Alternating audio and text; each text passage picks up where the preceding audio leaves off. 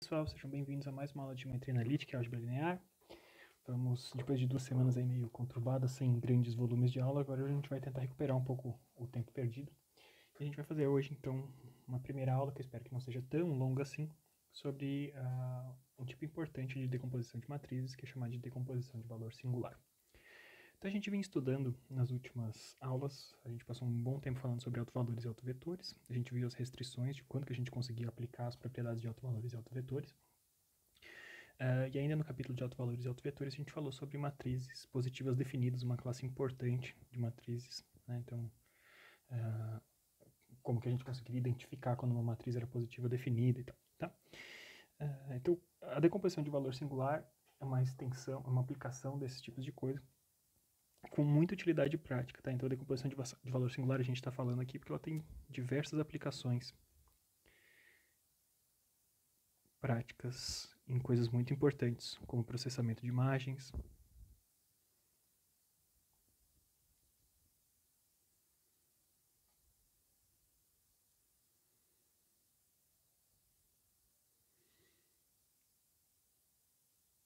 buscas na internet e outras que a gente vai falar mais pra frente, tá? Então, basicamente, quando que a gente vai fazer a decomposição de valor singular? A decomposição de valor singular, então, ela nos ajuda a identificar partes simples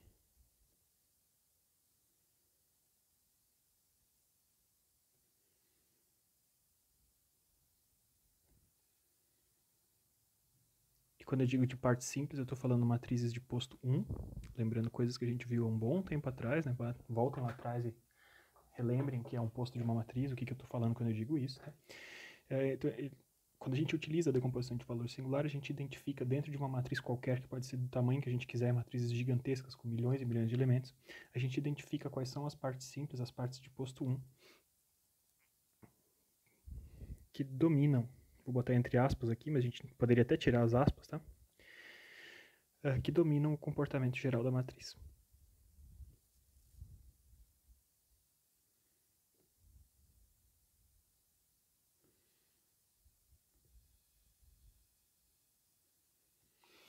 Tá, e o Strang, mais uma vez a gente está seguindo aqui o livro do Strang, ainda estamos na reta final aí do que a gente vai ver dentro desse livro do Strang, a gente não vai conseguir ver o livro inteiro, tá? Ele motiva esse capítulo falando um pouco sobre processamento de imagens, né? Então, se a gente pensa em imagens em HD, por exemplo, tá?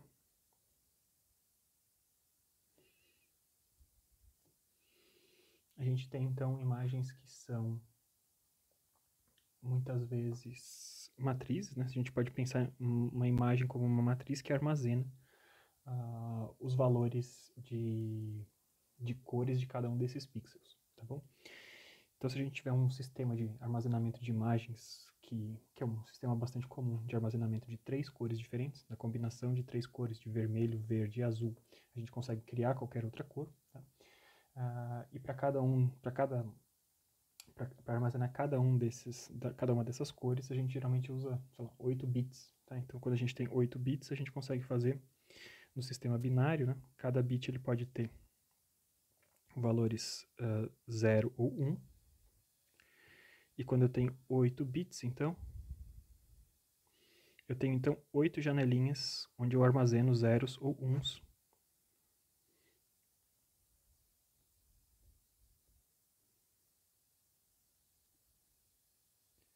E dentro dessas 8 janelinhas que eu tenho ali, como eu tenho, cada uma delas pode ter 2 valores, né? Isso aqui corresponde a gente ter 2 elevado a 8, ou seja, 256 possibilidades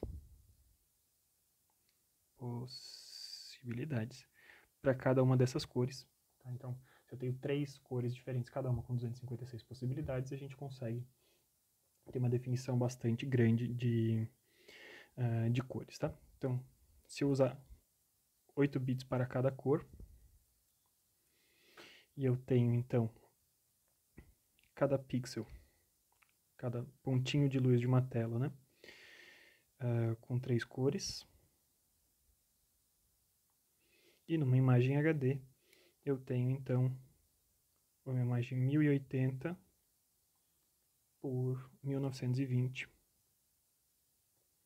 tá? Um formato desse que vocês têm na tela de vocês aí. Eu tenho 1080 pontinhos na altura e 1920 na largura. Então, transmitir uma imagem em HD, se a gente pensa isso como se fosse algo armazenado numa matriz,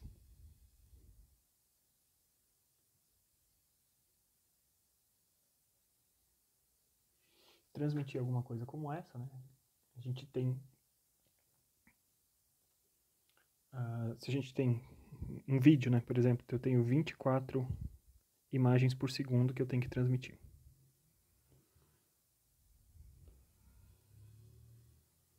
Então, estamos falando de um vídeo em HD com essas características aqui, ou seja, a gente tem que conseguir transmitir 3 cores vezes 8 bits cada uma, vezes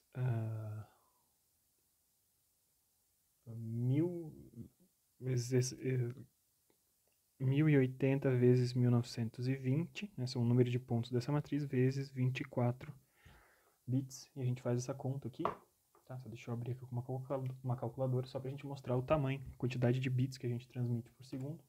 Então, 3 vezes 8 vezes 24 vezes 1080 vezes 1920. Com isso a gente tem que transmitir, então, se a gente fosse transmitir dessa forma, transmitir bit por bit sozinho, a gente teria que transmitir, então,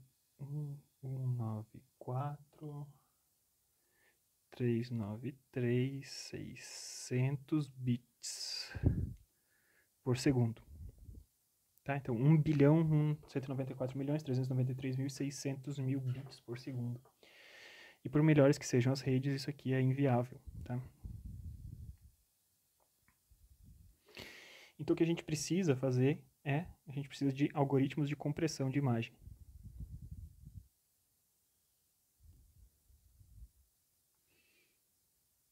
E esses algoritmos de compressão são baseados nessa decomposição de valores singular, que eu vou, a partir de agora, apenas chamar de SVD. Tá? Então, o que faz o SVD? Então, vamos continuar aqui o foco do nosso, desse capítulo. Tá? Então, o que a gente gostaria de saber, gostaria de ter um algoritmo que a gente conseguisse fazer o seguinte: áreas grandes com cores similares, suficientemente similares, né? A gente transmite, a gente avisa para o processador, para a máquina que vai processar essa imagem, avisa, ó, nessa região da imagem, nesses 60 pixels que eu tenho aqui, no lugar de eu transmitir o valor de cada um desses 60 pixels, a gente pode dizer suficientemente bem, sem tanta perda de qualidade de imagem, que esses pixels todos têm uma certa cor. Tá? Então, ao dizer para preencher automaticamente uma área grande de pixels com uma mesma cor, a gente está transmitindo muito menos informações, tá? Então, se eu consigo botar uma grande área com uma mesma cor, o que a gente está fazendo é buscando, então, a matriz de posto 1 e o seu tamanho.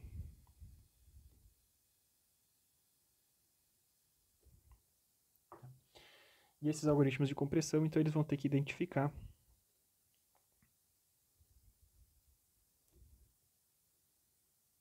quantas áreas são necessárias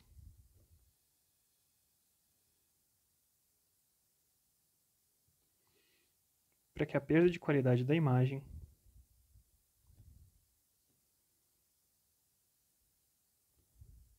seja quase imperceptível.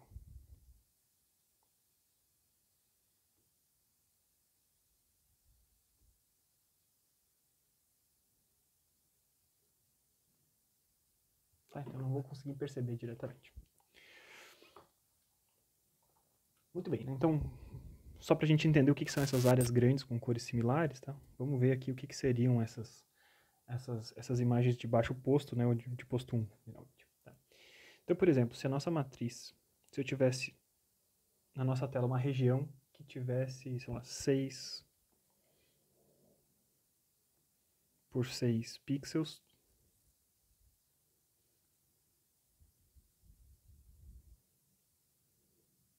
2, 3, 4, 5, 6, 6. A gente preenche tudo isso aqui de uns, tá? Toda essa matriz de uns, então isso representa então uma região da imagem que tem toda ela uma mesma cor. Então para que eu vou transmitir? Não faz sentido eu transmitir pixel por pixel para avisar que a gente está com esse negócio. Então essa matriz aqui, ela é exatamente igual a um produto de um vetor coluna por um vetor linha. Se a gente lembrar das regras de multiplicação de matrizes, que vocês já conhecem, né? Na hora que eu pego um vetor coluna e multiplico por um vetor linha, a gente está formando uma matriz completa. E qual que é a vantagem daqui? Nesse caso aqui, se a gente fosse transmitir linha por linha, a gente tinha que transmitir 36 pixels, né? Informação de 36 pixels. E nesse caso aqui, 36 pixels era o quê? Era o n por n dessa matriz, né? E nesse caso aqui eu estou transmitindo, o que está sendo recebido na transmissão de imagem é apenas um vetor n, n termos, mais um vetor n, e a gente está mandando fazer esse produto numa determinada posição, tá? Então a gente tem 12 pixels. Então esse é um exemplo super pequenininho, né? Mas na hora que a gente começa a aumentar, isso começa a fazer cada vez mais sentido, né? Imagina que a gente tenha 300 por 300 pixels, no lugar de eu ter 90 mil números, eu posso ter 600 números, pensando sempre nessa ordem, tá? Então é importante a gente sempre observar essa forma de produção de matrizes, tá? Tem um x sobre xt, x vezes xt, aplicando as regras de multiplicação de matriz, gera uma matriz completa.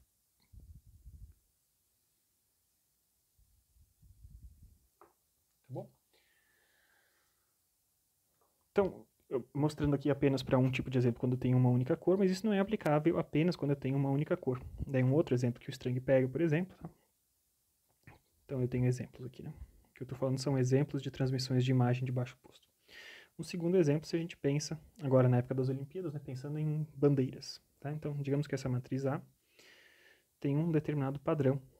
Então imagina que eu tenho aquelas bandeiras que tem 3 listras verticais, cada uma de cor diferente, né? Então eu vou ter uma primeira listra com um certo número de cores. Digamos que eu tenha 6, né? Vou manter o mesmo tamanho aqui da outra. Em seguida eu tenho outra listra com outro número, com outro valor de cores. Tá? Então isso aqui são valores das cores dos pixels aqui, AA, BB, e por último, a última listra eu tenho cores C. Então, dependendo das cores que você botar nas posições A, C e E, você pode fazer diversas bandeiras diferentes, né? Bandeira da França, azul, branco e vermelho. Bandeira italiana, verde, vermelho, verde, branco e vermelho. Bandeira alemã, também tem esse padrão de 3 listras, mas é na horizontal, né? A gente tem, então, preto, vermelho e amarelo na bandeira da Alemanha. Toda bandeira que tiver esse formato aqui, a gente consegue transmitir isso de uma forma bem comprimida, né? Mais uma vez pensando num produto de um vetor para uma matriz, e a gente fica claro que uma matriz como essa, né, ela tem posto 1, ou seja, ela pode ser representada por um produto de 2 vetores nessa posição. Então, se eu tenho, de novo, esse vetor 1, 1, 1, 1, se eu multiplicar esse vetor pelo vetor AA, BB e CC, ao fazer essa multiplicação a gente obtém de novo esse formato, tá bom? Então, essa também é uma matriz de posto 1. Como é que a gente identifica matrizes de posto 1? Se a gente pegar todas as colunas ou todas as linhas, a gente enxerga que todas as colunas são múltiplos da mesma coluna. Então, eu só tenho uma coluna independente nessa matriz. Todas as outras colunas são produtos dessa matriz. Tá? Então, ainda assim, por mais que eu tenha cores diferentes, eu sigo tendo uma matriz de posto 1. Vamos pegar um terceiro caso aqui, só para concluir essa explanação. Imagina que a gente tenha, por exemplo, uma matriz agora menorzinha, tá? E eu tenho uma matriz que tem esse seguinte padrão, 1, 0, 0, 1. Claramente as duas linhas agora são independentes, tá? Mas para uma matriz como essa, linhas independentes, eu tenho posto 2 aqui, uma matriz n por n com todas as colunas independentes. Eu tenho posto 2, sempre isso, né? Posto completo, quando todas as linhas são independentes. Mesmo para matrizes de posto 2, a gente tinha visto isso antes, né? Quando a gente falou de posto da matriz, a gente sempre pode decompor uma matriz de posto 2 como operações de duas matrizes de posto 1. Então, se eu tivesse uma matriz que gerasse, uma forma de gerar uma matriz completa de uns, então isso aqui faria algo bem parecido com A, a gente só precisaria remover o 1 que está naquela posição ali. Então, para fazer isso, a gente pode pegar menos uma matriz como 1, 0, 0 e 1. E essa operação faz com que a gente tenha duas matrizes equivalentes. Tá? Então, a gente consegue, qualquer tipo de matriz mesmo de posto completo, a gente está reduzindo, a gente consegue reduzir para operações, para somas e operações com matrizes de posto 1. Muito bem.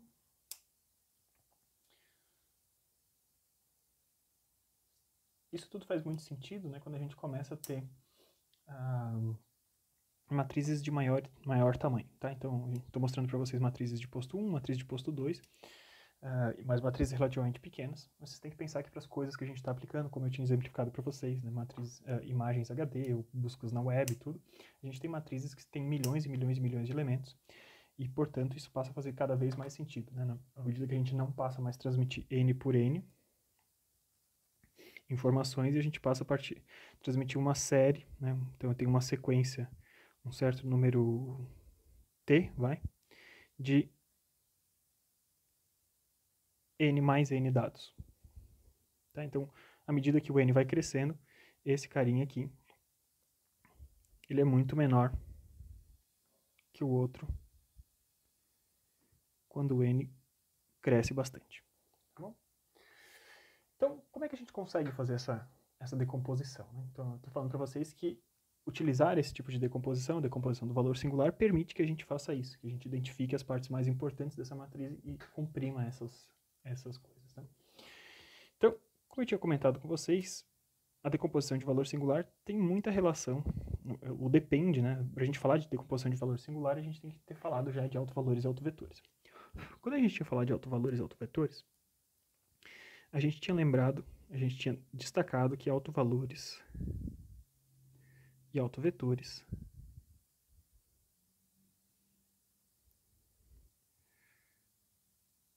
só faz sentido a gente calcular esses caras, né? Eles só podem ser calculados quando temos matrizes quadradas.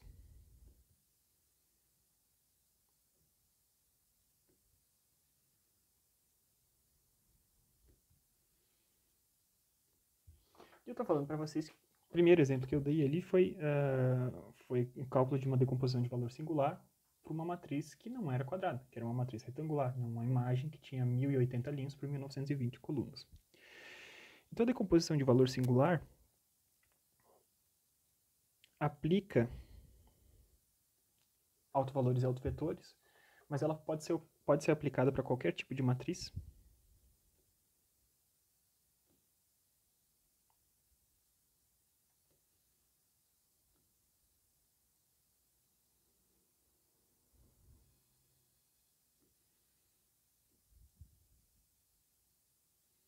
Mesmo retangulares, porque o que ela faz, na verdade, é o seguinte. Ela é baseada no cálculo de autovalores e autovetores.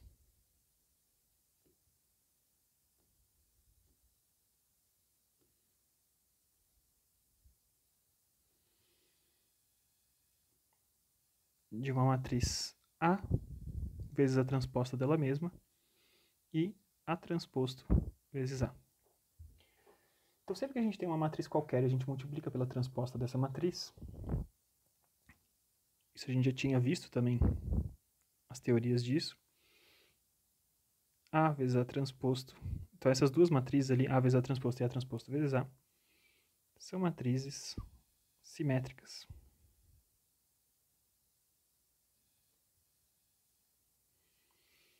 Isso é uma grande vantagem. Sempre que a gente tem matrizes simétricas, a gente viu várias propriedades de matrizes simétricas que a gente conseguia aproveitar. Tá? Então, ao fazer o problema de autovalores e autovetores sobre matrizes como essas, a gente consegue construir um problema que é bastante interessante. Tá? uma coisa que é importante a gente ver é o seguinte, né? Observe que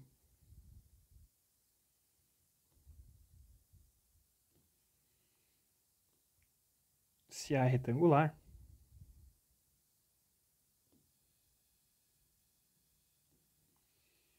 A transposto tem dimensão diferente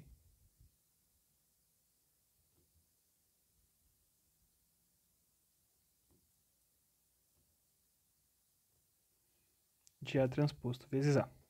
Tá? Então, se A é uma matriz M por N,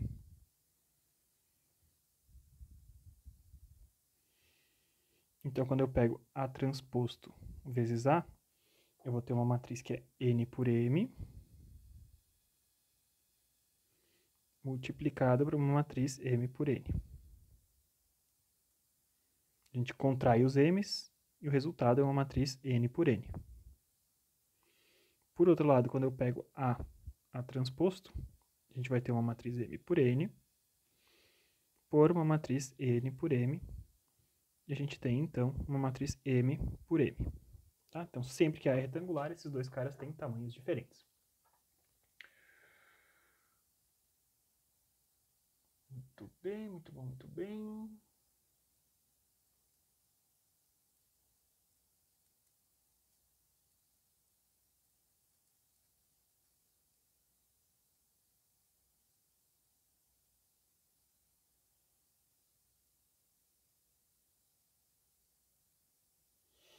Então tô querendo avançar um pouco para a gente não perder tanto tempo, mas a ideia é basicamente essa. A gente vai fazer um problema de autovalores e autovetores para essas duas matrizes. O problema de, quando a gente for buscar os autovalores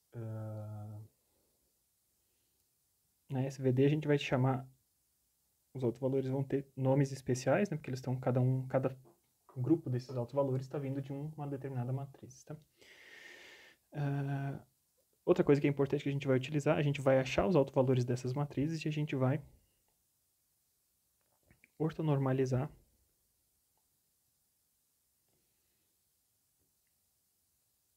os autovalores de A transposto e A transposto e A. Então, quem são na SVD? Então a gente vai começar com essa matriz A transposto, pegando os autovalores desse cara, a gente vai achar os autovalores U,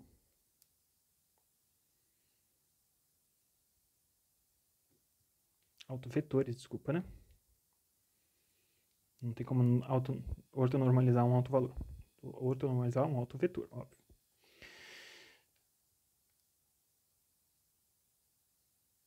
Então a gente vai pegar os autovetores U, que são ortonormais,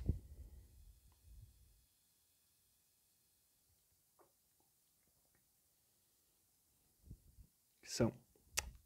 o nosso objetivo é a gente chegar com autovalores ortonormais, tá? Mas, de uma maneira geral, se eu pegar uma determinada matriz, eles não serão ortonormais obrigatoriamente, tá? O que a gente quer, a gente vai normalizar primeiro. A parte de ortogonalizar eu vou falar um pouquinho depois, tá? Tem que prestar um pouquinho de atenção no que eu estou falando, desculpa. Então, a gente vai pegar os autovetores U dessa matriz, pegar o mesmo problema de autovetores e autovalores que a gente tinha antes, vai achar os autovetores U e normalizar eles.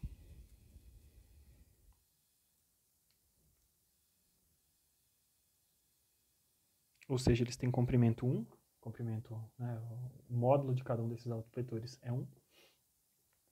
E esses autovetores U, como a matriz A fica à esquerda, eles são os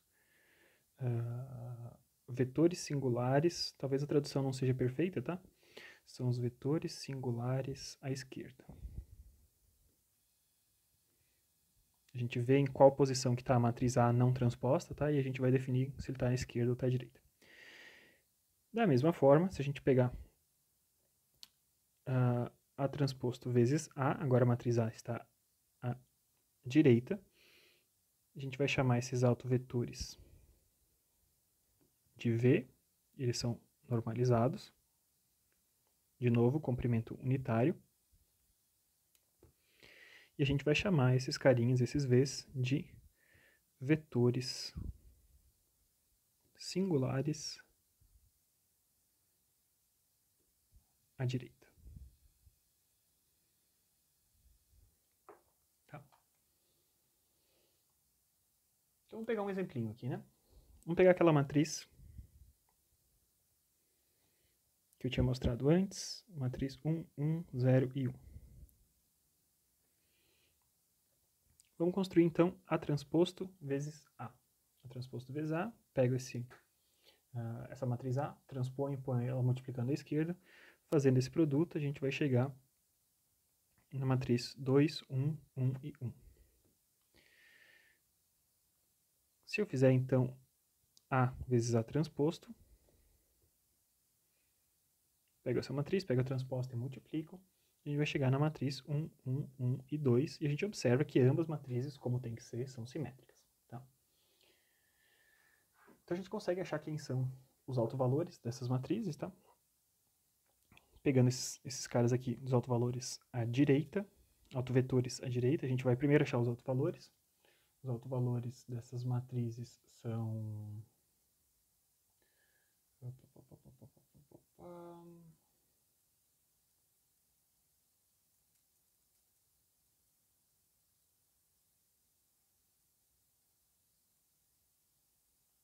Vocês observam que eles têm os mesmos números, né, só em posições diferentes dessas matrizes. Então elas vão ter os mesmos autovalores, mas os autovetores, claro, são diferentes, como as direções estão diferentes. Então, AT vezes A vai gerar vetores V1 e V2. O vetor V1 vai ter sigma 1, 1. Eu já vou explicar quem que é sigma. E V2, 1 menos sigma 1. Certo?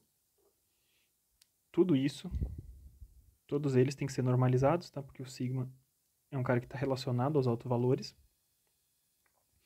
Então, ele vai ser dividido por 1 raiz de 1 mais sigma 1 ao quadrado.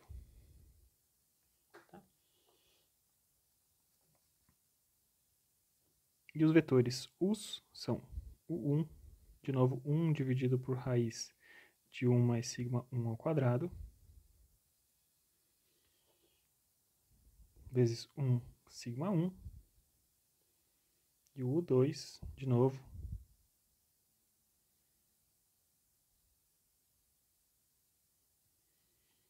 raiz de 1 mais sigma 1 ao quadrado, vezes sigma 1 menos 1, tá? Esses são os vetores. E esse sigma 1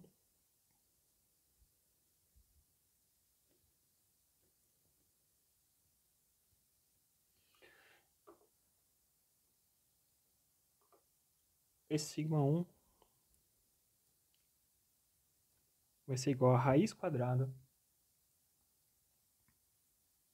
de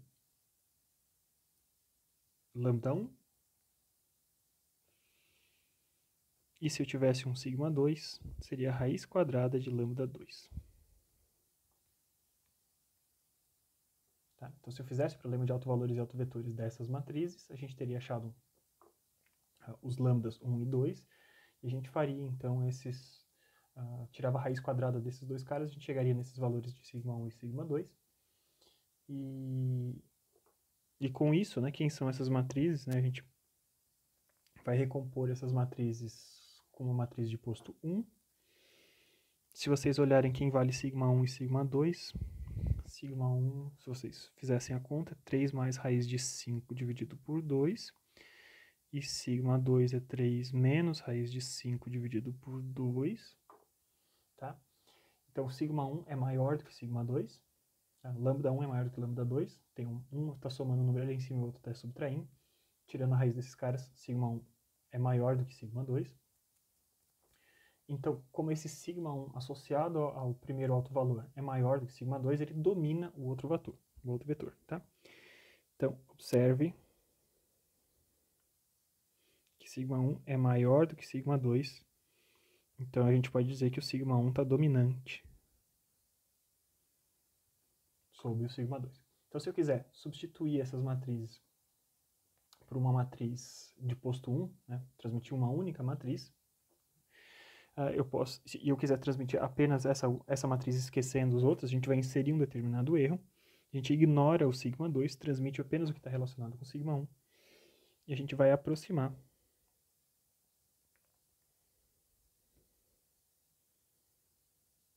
a matriz A por um produto que é de sigma 1 vezes U1 vezes V1 transposto.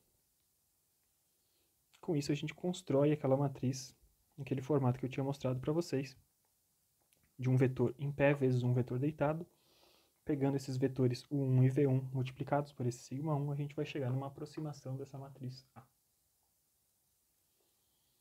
Se a gente quisesse adicionar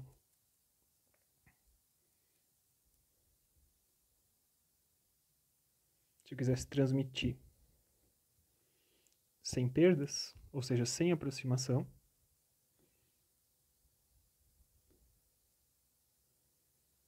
a gente transmite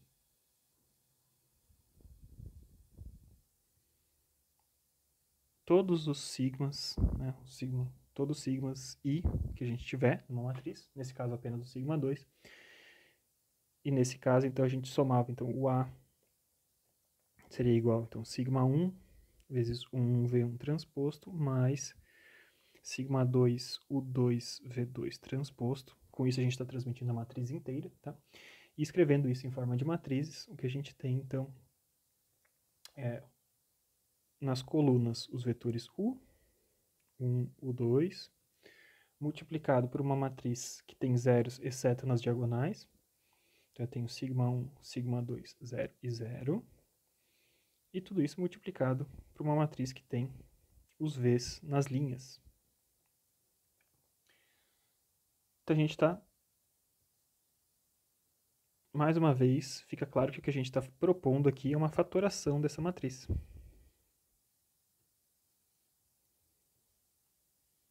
SVD, então, a decomposição do valor singular, está inserindo mais uma fatoração de matriz a partir dessas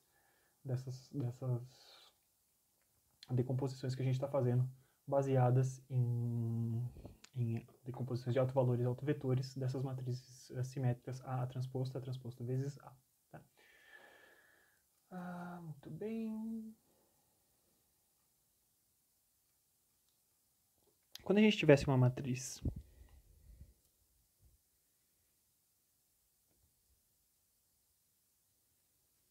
com matrizes grandes, tá? Ou seja, M, número de linhas e o número de linhas, número de linhas e o número de colunas subindo, apesar da matriz poder ser decomposta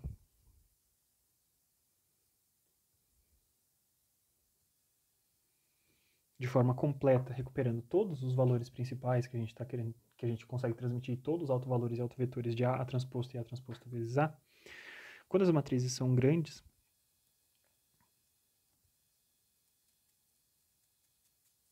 nem sempre a gente vai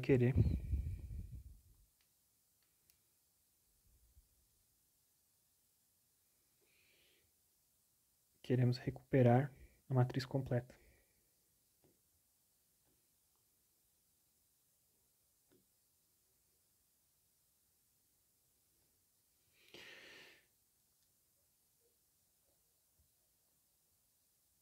Como que a gente vê o que a gente pode dispensar, tá? Quando a gente fizer os cálculos ali de autovalores e autovetores, a gente vai identificar o seguinte: quanto menores forem os lambdas i's, então a gente tem lambda 1 é um número grande, lambda 2 é um número grande, esses números, se a gente ordenar eles pelo tamanho de lambdas, né, vai ter um determinado momento que esses lambdas vão ficar tão pequenininhos que a gente lá pelas tantas vai cortar. Esses lambdas i's pequenos, né, quanto menores forem os lambdas i's,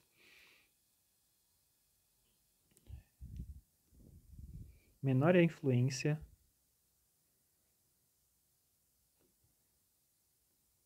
do componente correspondente,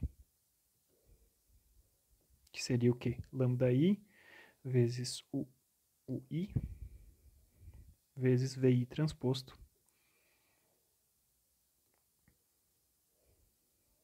para o comportamento geral da matriz.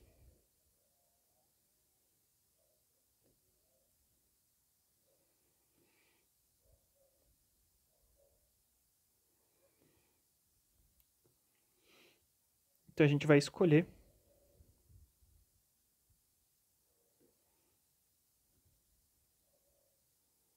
um nível de perda aceitável.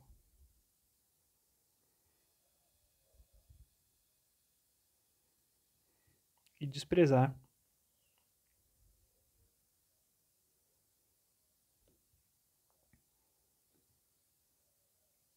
tudo que exceder. Tudo que for inferior, na verdade, né?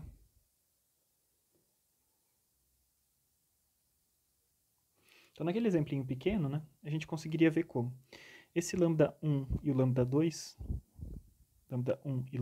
eles têm um determinado valor, e a gente sabe pela relação entre eles que a componente associada ao sigma 1, que é dado por sigma 1, U1, V1 transposto, representa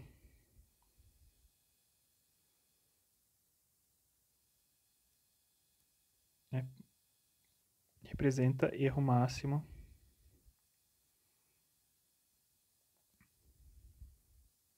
do tamanho de sigma 2, que vai estar ao redor de 0,6%, de 60% desse primeiro cara ali.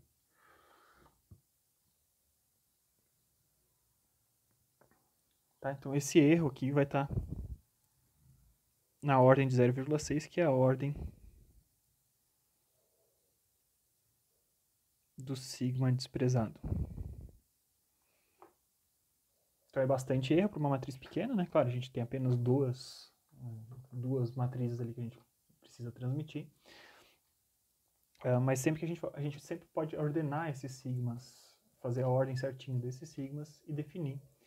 Então, como que a gente resolve, a partir de quando que a gente pode desprezar esses caras, tá? Então vamos tentar entender um pouquinho mais quem que são esses U's, esses V's, e rever então a formulação completa da SVD, de onde que veio essa decomposição na matriz A em vetores U, uma matriz de sigmas e um vetor V. Tá?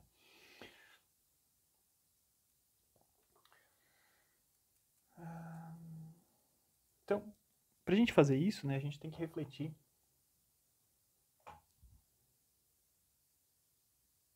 a respeito da estrutura geral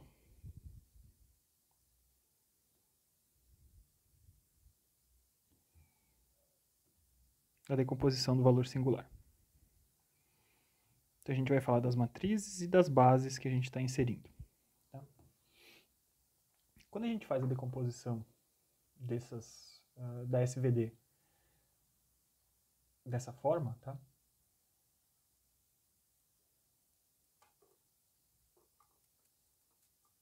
O que a gente está obtendo é o seguinte. Lembre-se que a gente tinha falado que quando eu tenho uma matriz A transposto, então valores singulares à esquerda, né? A gente sai com uma matriz que tem tamanho M por N. Uma dimensão M por M. Quando a gente pega, então, os autovalores, os autovetores dessa estrutura, a gente vai chegar nos autovetores U. A gente normaliza esse camaradinho aqui. Tá? Essa base forma uma base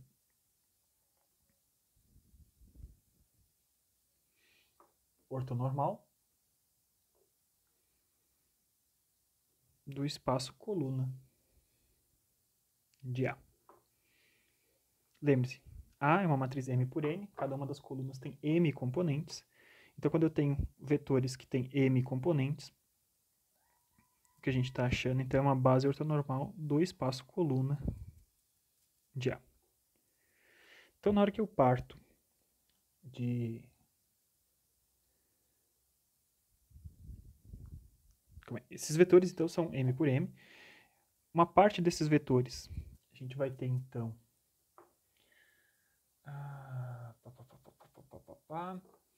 Então, dentro desses vetores, a gente vai conseguir encontrar essa base ortonormal.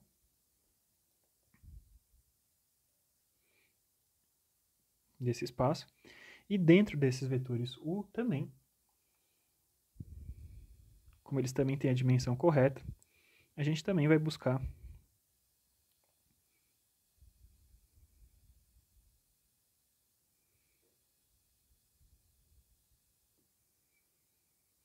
para aquele outro subespaço, que é o subespaço nulo à esquerda, né? O espaço nulo da matriz a transposto. Tá? Então, lembrando daqueles espaços que são espaços de dimensão M. Então, tudo que está em dimensão M, a gente vai encontrar dentro desses autovalores ali. Então, é uma forma unificada, né? A partir desse problema relativamente simples, né? A gente vai recuperar aqueles espaços que a gente vinha estudando desde que a gente começou a estudar os espaços vetoriais. Se eu parto de A transposto vezes A, o resultado de A transposto vezes A vai ter uma dimensão N por N. Na hora que eu procuro os autovetores V, normalizo esses autovetores, a gente vai conseguir encontrar aqui dentro bases ortonormais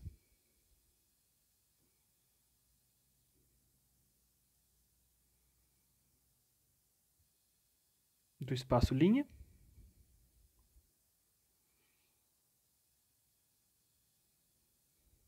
e também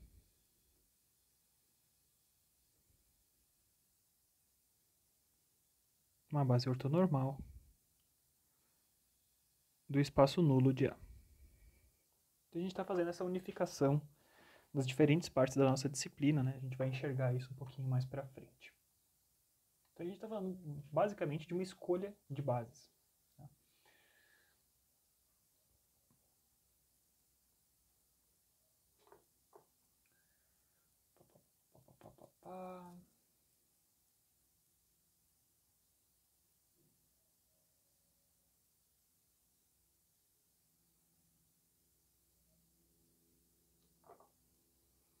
Com esses vetores, então,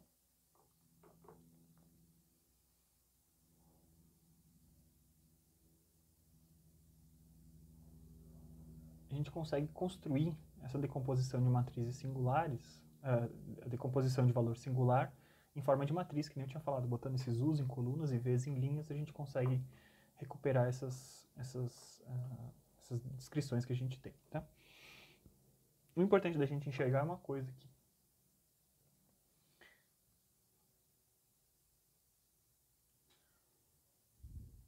Por que a gente não encontra, né? Por que as bases, os autovetores U e os autovetores V não são simplesmente uma base do espaço coluna e uma base do espaço linha?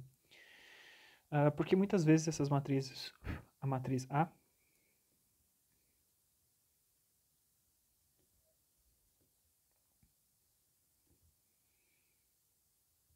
não terá sempre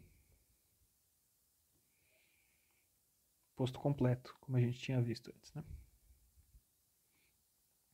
Ou seja, muitas vezes o posto dessa matriz vai ser inferior ao número de linhas ou ao número de colunas. Então, a gente vai ter um certo número de linhas, de colunas independentes ou de linhas independentes.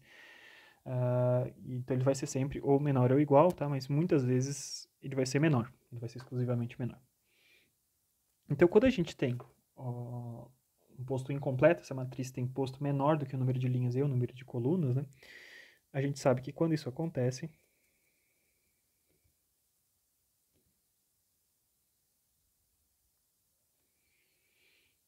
o nosso espaço nulo da matriz ou o espaço nulo da matriz transposta, eles vão conter mais do que apenas o vetor nulo. Então, se eles têm mais do que apenas o vetor nulo, eles precisam ter, então, eles têm alguns vetores diferentes. Lembre-se que isso que a gente fazia quando a gente achava, quando a gente estava falando daquele capítulo de espaços vetoriais, a gente achava bases para para esses espaços quando eles não eram apenas compostos pelo vetor nulo. Então, uma parte desses vetores U vai ser a base associada ao vetor coluna, ao espaço coluna de A, e o restante desses vetores, esses outros, os demais vetores, né, eles estão associados a essa base para o espaço nulo à esquerda. Tá? Então, se a matriz A tem posto incompleto, então a gente vai achar de U1 até o R, se R é o posto de A,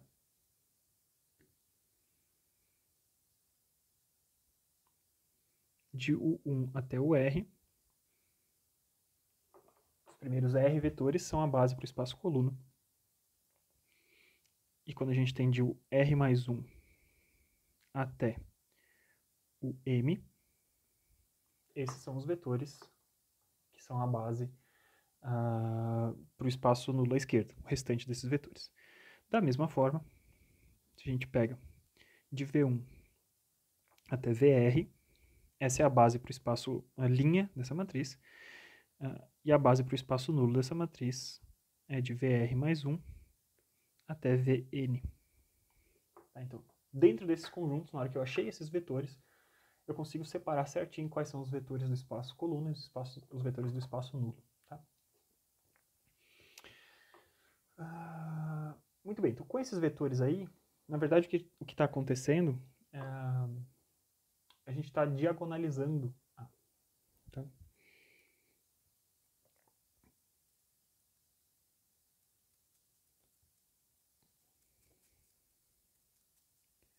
Lembre-se que a gente tinha falado de diagonalização no capítulo de autovetores e autovalores, tá?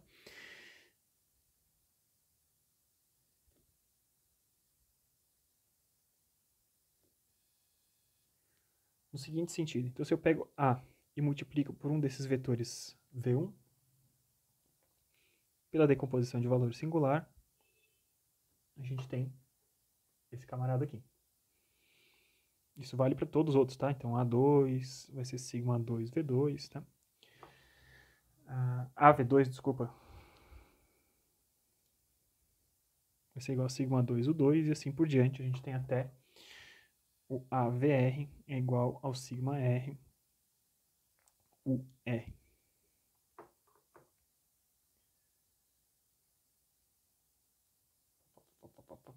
E na hora que a gente escreve isso de forma matricial,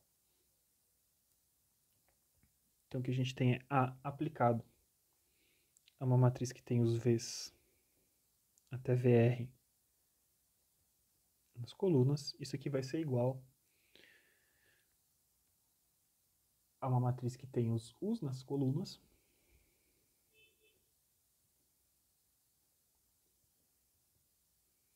Cada uma delas multiplicada pelo sigma correspondente até o sigma R, com zeros fora da diagonal. Então essas matrizes a gente vai chamar de algumas formas, tá? Então a gente tem A vezes a matriz Vzão R, vai ser igual então a uma matriz Uzão R, vezes uma matriz sigma maiúsculo R.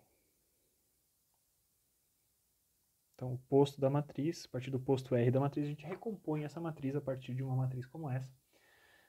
E fica claro que a gente tem uma matriz diagonal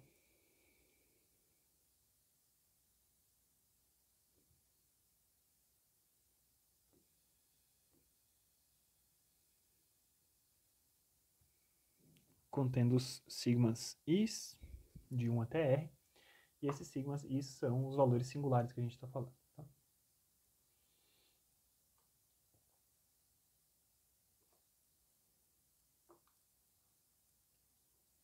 Então, de 1 até R, isso aqui vale, tranquilo, né? A gente está dentro das matrizes que compõem o posto total dessa matriz, só que a gente tem mais V's e mais U's, né? A gente viu que eu tenho mais V's para compor o espaço, compor a base do espaço nulo da matriz, e mais U's para compor o espaço nulo à esquerda dessa matriz. Então, o que acontece quando eu pego esses V's completos, né? Então, vamos pegar, se eu pegar A vezes um VR mais 1, se VR mais 1 é uma base para o espaço nulo dessa matriz, então isso aqui vai vai parar num determinado ponto zero, né? Vai chegar num determinado valor de zero. Né?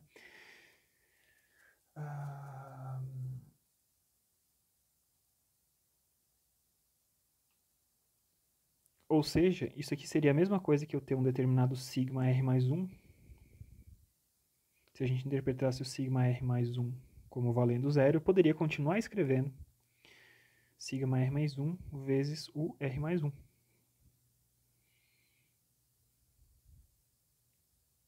Tá, então, se isso aqui vale, se esses vetorzinhos de u até r são a base do espaço coluna e os vetores que passam de r mais 1 até o m, eles são bases para o espaço nulo, assim, da mesma forma, de V1 até VR eu tenho uma base para o espaço linha, e de VR mais 1 até Vn eu tenho uma base para o espaço nulo, qualquer vetor que passou do R, né, então tem vezes o R mais 1, isso aqui faz parte do espaço nulo de A, ou seja, é um vetor que multiplicado pela matriz A vai dar um vetor zero.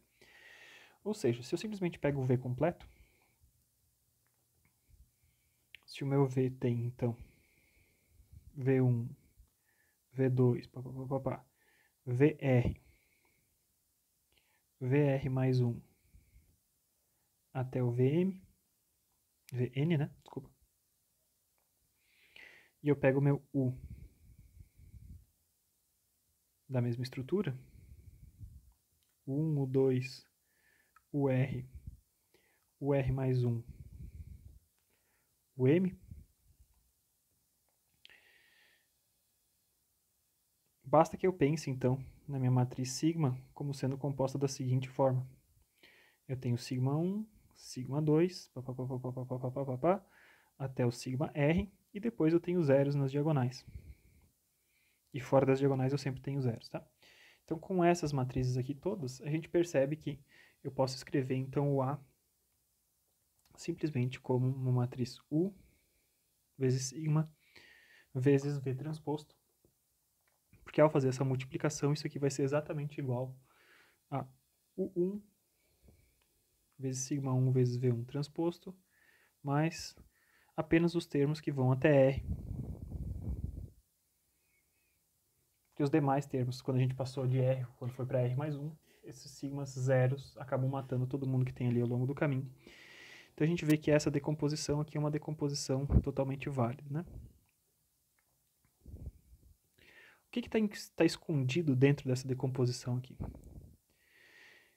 Tinha falado para vocês que a gente estava começando com A vezes V era igual a sigma vezes U. Então, observe.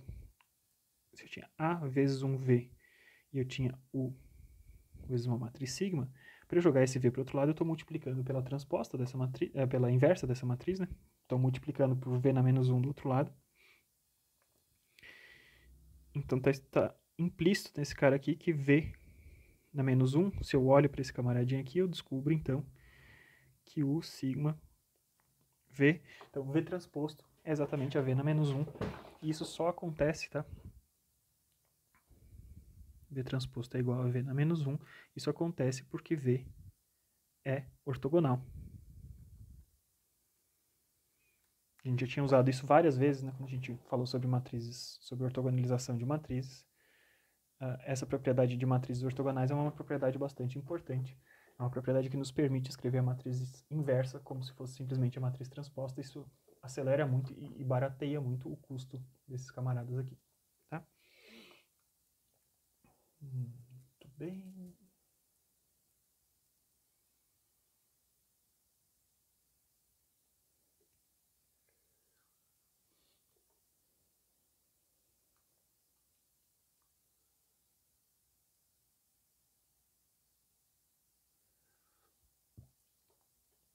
Então vamos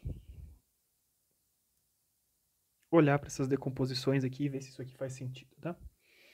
Então, vamos pensar. Se eu estou falando em A transposto vezes A, vamos supor que eu possa escrever A desse formato aqui, U sigma e V transposto. Então a gente tem U vezes sigma vezes V transposto, tudo isso transposto, vezes U vezes sigma vezes V transposto. Pelas regras da transposta, né, ao transpor a gente transpõe cada uma das matrizes e inverte a ordem. Então eu tinha um transposto do transposto, V, vezes sigma transposto, vezes U transposto. tudo isso vezes U, vezes sigma, vezes V transposto. Se U é ortogonal, então U transposto vezes U é a mesma coisa que U na menos 1 vezes U. Isso aqui vai ser a identidade. Então, a gente mata a identidade dessa forma. E a gente consegue escrever, então, que A transposto vezes A nada mais é do que V vezes sigma transposto vezes sigma vezes V.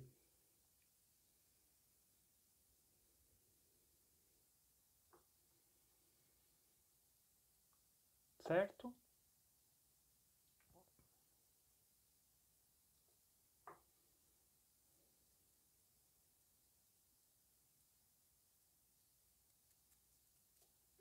Ou seja, quando a gente tem esse carinha aqui, observe esse formato que a gente... faltou o V transposto aqui no final, né? Claro, desculpa, estava ali transposto, tá? Então, quando a gente tem esse formatinho aqui no final, observe como quando a gente tinha decomposição, na verdade, a diagonalização, né?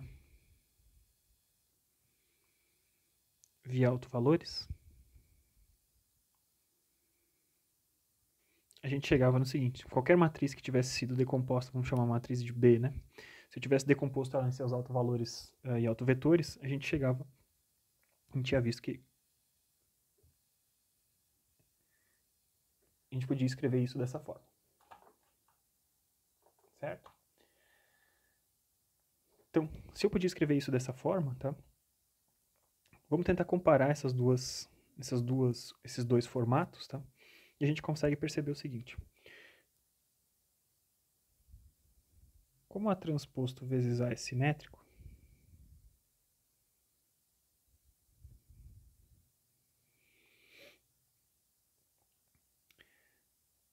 a gente consegue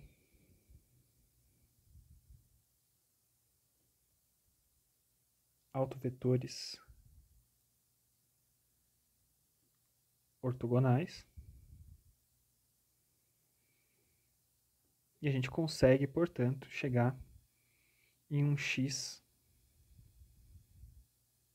uma matriz X ortogonal. Cada um deles vai ser ortogonal aos outros, a gente normaliza esses vetores e quando a gente chega nesses vetores ortogonais, a gente consegue, então, que x a menos 1 seja igual a x transposto. Tá? Então, a gente sabe que A transposto vezes A é simétrico. Então, se comparando esses dois carinhas aqui, né?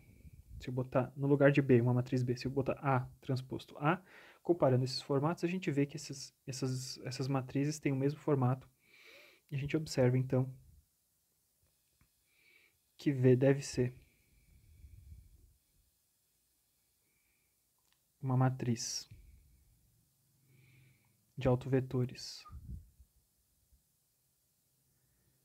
normalizados e que a matriz de autovalores, né, os lambdas ali,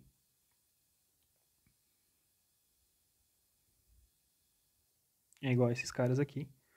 Ou seja, isso implica que cada sigma i é a raiz do lambda i correspondente. Que sigma transposto vezes sigma, essas matrizes aqui são diagonais, né? A gente só tem termos nas diagonais, tanto na matriz lambda quanto na matriz sigma. Então, ela transposto vezes ela é a mesma coisa que ela ao quadrado, tá? Então, essa matriz aqui é a matriz de autovalores desse camarada. Então, sigma transposto vezes sigma é igual esses caras, e a gente descobre, então, um formato desses camaradas. Tá? Ou seja, quando a gente tem uma decomposição que obedece a esse formato, U, sigma e V transposto, ao fazer a distribuição desses produtos, a gente chega à conclusão de que essas matrizes U, sigma e V, eles têm um formato bem definido. Tá? Então, eu parti, por enquanto, de A transposto vezes A, eu posso fazer a mesma coisa partindo de A vezes A transposto. Então, U sigma V transposto vezes U sigma V transposto transposto. Isso aqui vai ser igual a U sigma V transposto vezes V vezes sigma transposto vezes U transposto. E a gente chega que A vezes A transposto vai ser igual a, se V é uma matriz ortogonal, V transposto vezes V da identidade, mesma lógica que a gente estava seguindo antes. E a gente compara isso com o formato de autovalores e autovetores. A gente percebe, então, que U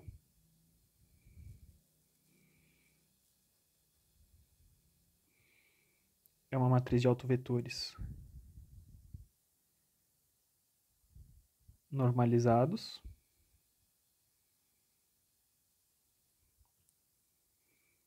e que sigma transposto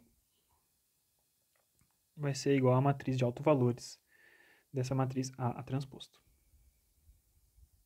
Então, eu podia escolher começar com qualquer parzinho dessas matrizes, começamos com as duas, a gente provou, então, que se A é decomposto dessa forma, o sigma V transposto, a gente descobre, então, quem devem ser essas matrizes. E por isso fica claro como que a gente está buscando cada um deles, tá?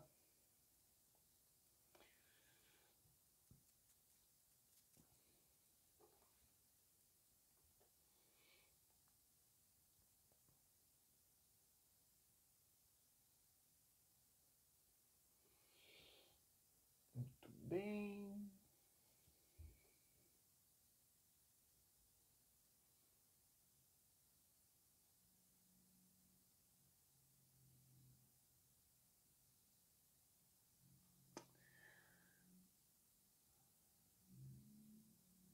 Muito bom, muito bem.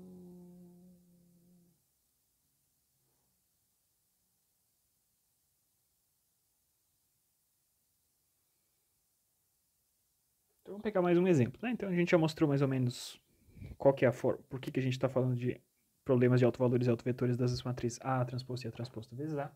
Agora vamos pegar um exemplo desse negócio funcionando, tá? Então a gente vai começar com uma matriz A igual a 3, 0, 4 e 5. Colunas independentes, matriz de posto completo, ou seja, o posto é 2, para nossa matriz 2 por 2, o posto é 2. Tá?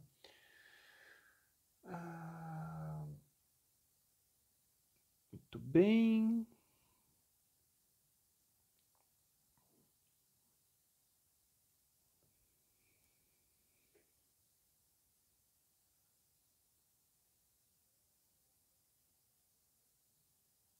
Outra vantagem, né, eu tinha esquecido até de descrever isso. Como esse A transposto A é simétrico, a gente sabe, além disso que a gente consegue obter autovalores ortogonais, autovetores ortogonais, a gente sabe também que os autovalores são positivos. Isso é muito importante, né, porque a gente está falando que os sigmas i são raízes do autovalor da matriz dessa matriz original, dessa matriz A transposto vezes A e de forma similar a A transposto, né? Se esses autovalores pudessem ser negativos, né, na hora que eu tirasse a raiz, eu teria, esses sigmas seriam imaginários aqui, e não é isso que a gente quer. A gente está justamente trabalhando com A transposto vezes A e A transposto para a gente eliminar essas possibilidades de autovetores, de autovalores imaginários. Tá? Então, se eu tenho posto 2, a gente vai construir essas matrizes. Tem matriz A transposto vezes A vai ser igual a 25, 20, deixa eu escrever direitinho aqui, o 25 que escorregou a caneta. 25, 20, 20 e 25. A matriz A transposto vai ser igual a 9, 12, 12, né? Tem que ser simétrica, vezes 41. Essas duas matrizes, ambas têm o mesmo traço, e elas têm os mesmos autovalores. Na hora que a gente resolver o problema de autovalores, a gente vai saber para ambas essas matrizes, a gente vai chegar, então, que o lambda 1, que vai ser igual ao sigma 1 ao quadrado, e que o lambda 2, que vai ser igual ao sigma 2 ao quadrado, eles têm, então, o seguinte valor. Lambda 1 ao quadrado vai valer 45, e o lambda 2 vale 5. Então, vocês veem que já tem um autovalor que domina o outro, né? Um é muito maior. Então, com isso, a gente acha os sigmas. Sigma 1 é raiz de 45, sigma 2 é igual a raiz de 5. Tá? Vocês poderiam fazer resolução de um problema de autovalores e autovetores normais para cada uma dessas duas matrizes.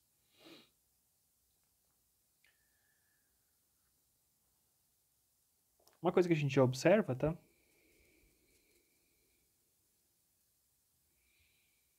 Sigma 1 vai ser maior do que o máximo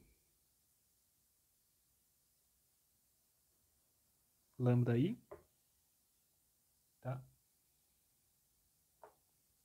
E o sigma 2 é inferior ao mínimo lambda I. Como a gente está trabalhando com os quadrados desses lambdas, né? Fica bacana por eles ter uma relação ali de quadrado com esses caras e tal. Os sigmas, e por ter a transposto vezes a IA transposto, né? Os sigmas, eles sempre são maiores do que o lambda associado a matriz original, e o menor sigma é menor do que o menor autovalor. Tá? Então a gente está aumentando a discrepância, a diferença entre esses dois caras. Tá? Muito bem. Então vamos lá. Agora a gente vai achar os autovetores, né? O que a gente precisa fazer. Então para essa matriz ali, A transposto vezes A,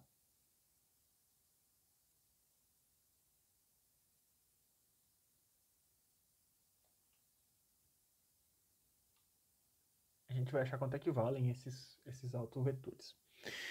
Então, para a matriz A transposto vezes A, vamos pegar essa matriz e vamos descobrir quais são as direções para as quais os vetores são apenas mudados de escala. Tá? Se a gente pegar especificamente a direção 1, 1, e aplicar sobre esse vetor, a gente vê que o que acontece é que o vetor passa a ser multiplicado por 45, e segue na mesma escala. E se a gente pegar, então, a segunda direção, 25, 20, 20, 25, multiplicado na direção menos 1 e 1, a gente percebe que esses vetores são multiplicados por 5, mas mantêm a mesma direção. Tá? Então, a gente sabe que esses caras aqui são autovetores.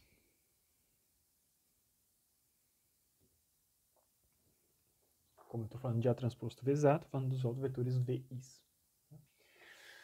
Então, se esses são autovetores, a gente quer normalizar esses caras.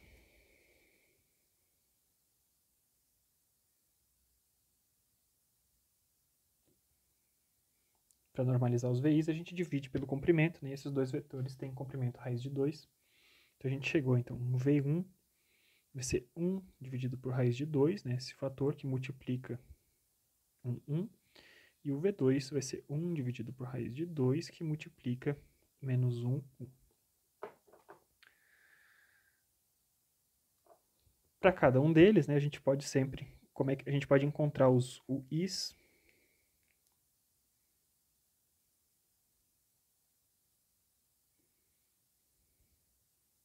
Sem resolver o problema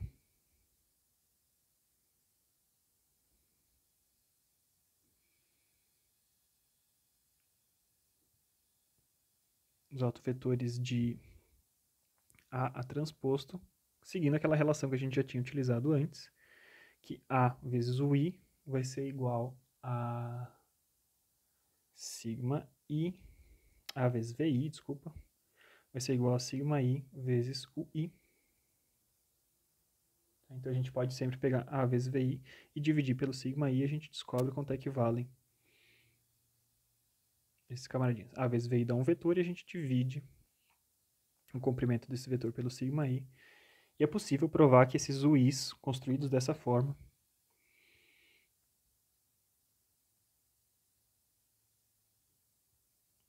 eles já saem ortonormais. A gente não está mostrando aqui, mas no livro do Strang tem a prova, tá? Então, se eu conseguir construir um grupo de vetores ortonormais, utilizando essa relação AVI é igual a sigma I UI, a gente consegue construir o outro set, o outro conjunto de vetores ortonormais, tá? Então, fazendo a construção dessa forma, A vezes V1, isso me dá 3 raiz de 2 vezes 1/3. Isso aqui vai ser igual, então, o sigma 1, que é raiz de 45, vezes um determinado vetor U1, que a gente descobre quanto é que vale, e esse vetor U1 é 1 dividido por raiz de 10, vezes 1/3, que é sigma 1, U1, ou seja, esse camaradinho aqui é o 1. Seguindo a mesma lógica, eu tenho A vezes V2, vai me dar 1 sobre raiz de 2 vezes menos 3 vezes 1. Isso vai ser igual, então, o sigma 2, que é raiz de 5, que multiplica 1 sobre raiz de 10 vezes menos 3 vezes 1. Isso aqui vai ser sigma 2 vezes o 2, e esse cara, então, aqui é o U2. A gente descobriu, então, quanto é que valem os U1s e o U2. Tá? Ou seja, para esse conjunto todo que a gente tem as seguintes matrizes, tá? A decomposição de valores singulares para aquela matriz A nos leva a um vetor, a uma matriz U, que tem um fator 1 sobre raiz de 10, que multiplica a matriz 1, 1, menos 3 e 3. Uma matriz V, que é 1 sobre raiz de 2, que multiplica 1, 1, menos 1 e 1. E uma matriz sigma, que tem nas diagonais os valores de 45, a raiz de 45 e raiz de 5 e zeros fora dessa diagonal. E a gente sabe que A vai ser igual a U sigma vezes V transposto. E a gente pode recuperar isso tranquilamente, fazendo o produto dessas matrizes, tá? Muito bem.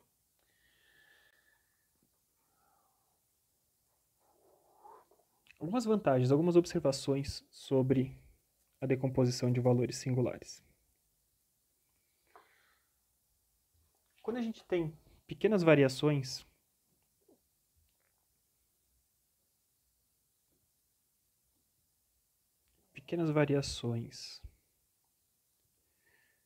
nos valores de termos individuais de A,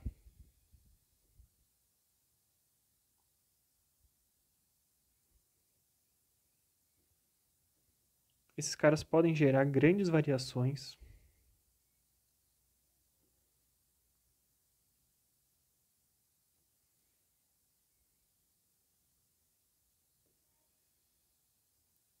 nos autovalores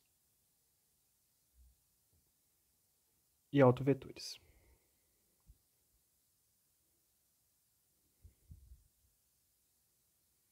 De A. Então imagine que a gente tem uma matriz A, que tem a seguinte cara: 0, 1, 0, 0, 0, 0, 2 e 0, 0, 0, 3, 0, 0, 0 e 3, 0, 0, 0 e 0. Tá? Se você faz os autovetores dessa matriz, vocês veem que tem todos os autovetores valem 0 nessa matriz. Eu tenho 4 autovalores, que valem 0. Tá? E na hora que eu pego esse último terminho aqui, e a gente está adicionando uma variação de 1 dividido por 60.000, por exemplo. Então, é um pelinho, uma coisinha mínima, né, de medição diferente de 0. Tá?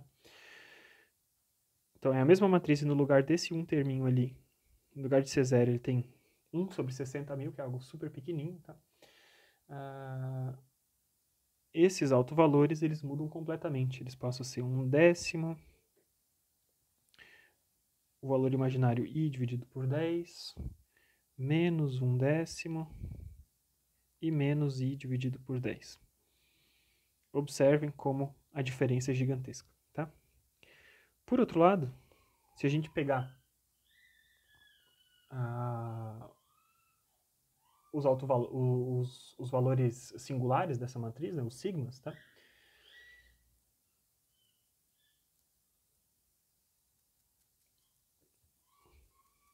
Então, os valores singulares σi originais, eles eram valores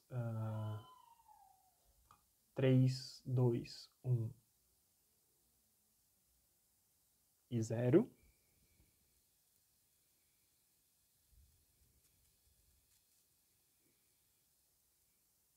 E após a perturbação,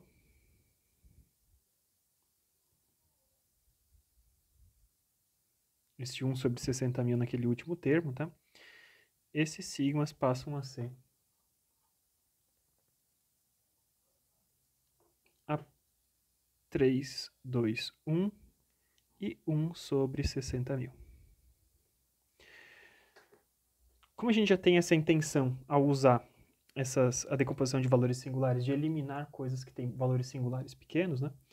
Esse último cara aqui, esse último valor singular, ele já não estava associado a informação nenhuma, porque ele estava multiplicando por zero, ele estava matando a matriz que estava sendo gerada, tá? E esse último camarada, ele não chega a matar completamente a matriz, né? Mas ele é um valor tão pequenininho que ele pode ser desprezado, tá? Isso representa um fato importante, que o SVD tem uma maior estabilidade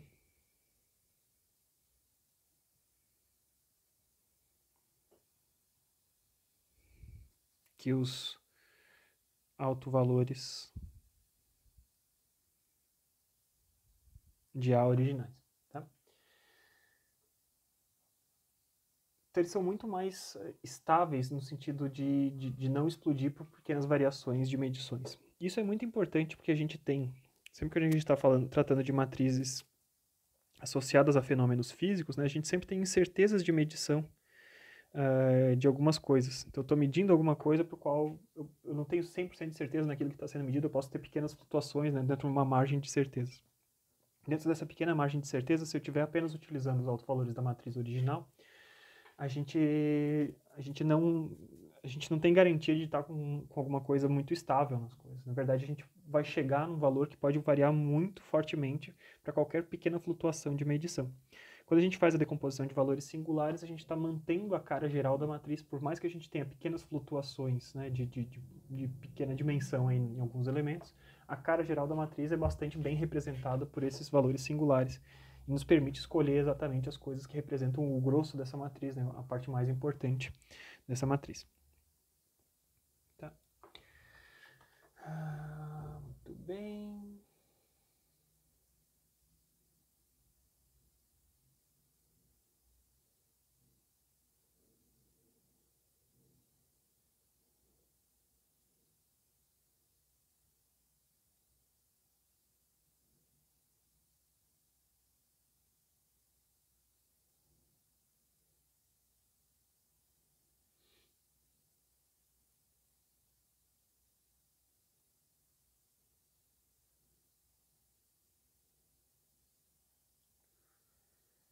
Ele tem toda uma seção aqui no livro do Strang, se vocês olharem, tem uma seção que fala sobre valores singulares de A e os autovalores de uma matriz simétrica A transposto vezes A.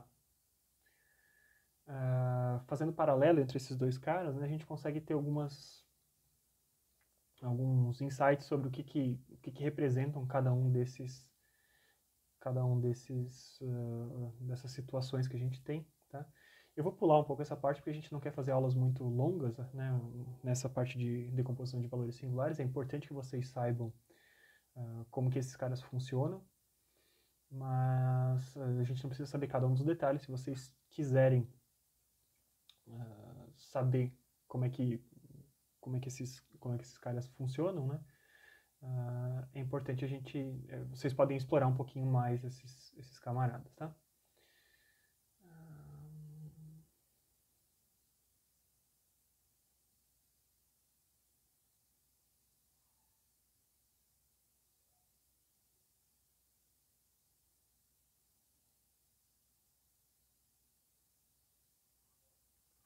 Muito bem. Então, acho que para essa sessão de introdutória, assim, para essa primeira aula introdutória a respeito de decomposição de valores singulares, acho que a gente pode parar por aqui e depois eu volto. Então, eu vou fazer mais uma aula com uma duração bem menor, falando sobre aplicações da decomposição de valores singulares e como que a gente avalia para casos específicos, né, a influência de cada um desses termos, né, associados a cada um desses sigmas, tá? Fazendo a decomposição, a análise de componentes principais de cada uma dessas matrizes a partir do tamanho desses sigmas, tá bom? Então espero que vocês tenham curtido, vou parando o vídeo por aqui, daqui a pouco eu volto com mais um videozinho ainda falando sobre a decomposição de valores singulares, antes da gente pular para outros temas, para a gente concluir a nossa disciplina. Muito obrigado pela atenção, gente, até mais, valeu, tchau!